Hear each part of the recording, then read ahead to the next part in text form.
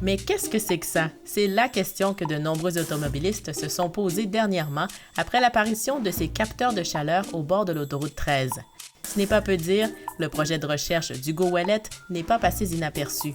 On s'est fait accoster une couple de fois sur le bord de la route pour poser des questions. Qu'est-ce que c'est? Est-ce que c'est des trappes à insectes? Est-ce que c'est pour le son? Est-ce que c'est pour... Donc oui, je savais qu'il y avait une curiosité face à ça, surtout que c'est très visible.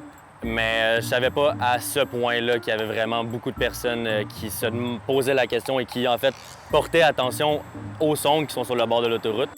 Ces tuteurs sont munis de boucliers qui réfléchissent les rayons du soleil. Ils mesurent la variation de température de l'air ambiant entre la route et l'aménagement paysager. Nous, on cherche à voir quelles caractéristiques de l'aménagement, que ce soit en structure, donc la quantité de feuilles sur l'ensemble de l'aménagement au point de vue vertical, et aussi la diversité, la biodiversité, qui va influencer le plus la diminution de température. Le but ultime est d'outiller les municipalités afin qu'elles développent les meilleurs aménagements possibles pour réduire les îlots de chaleur près des autoroutes.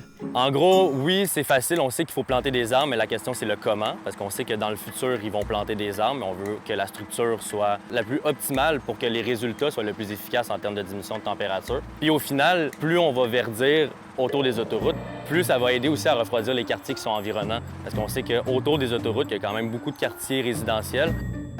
Les nouveaux locataires de l'autoroute ainsi que leurs confrères installés sur une dizaine d'autres sites quitteront les lieux en septembre pour laisser place à l'analyse des données.